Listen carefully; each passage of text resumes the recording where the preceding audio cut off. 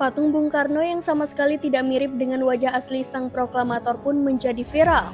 Pasalnya, wajah patung justru mirip sebuah boneka. Badan Bung Karno terlihat gemuk dan pipinya tembem.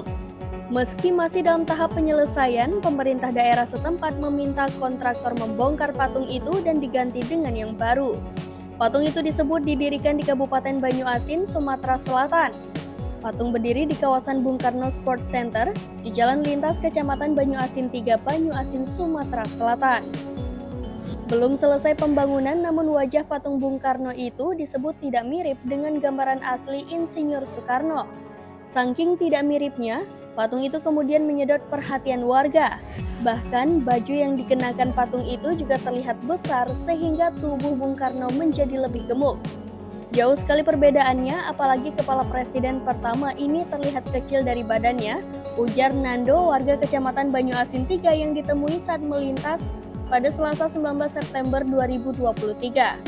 Selain bentuknya yang terlihat berbeda, pembangunan patung Bung Karno ini menelan anggaran hingga 500 juta rupiah. Dari pagu anggaran yang digelontorkan PUTR Kabupaten Banyuasin senilai 500 juta rupiah, namun harga pokok satuan tertera Rp498.700.000. Data tersebut ada pula harga penawaran dan harga terkoreksi senilai Rp499.289.724. Di dalam data tersebut ada juga harga negosiasi senilai Rp489.009. Di dalam data tersebut juga ada harga negosiasi senilai Rp489.9.390. Kepala Dinas Pekerjaan Umum dan Tata Ruang Kabupaten Banyuasin, Ardi Arpani, mengakui memang ada perbedaan tugu Bung Karno yang sedang dibangun. Pihaknya sudah mengecek langsung ke lokasi terkait pembangunan tugu Bung Karno di Bung Karno Sports Center Banyuasin.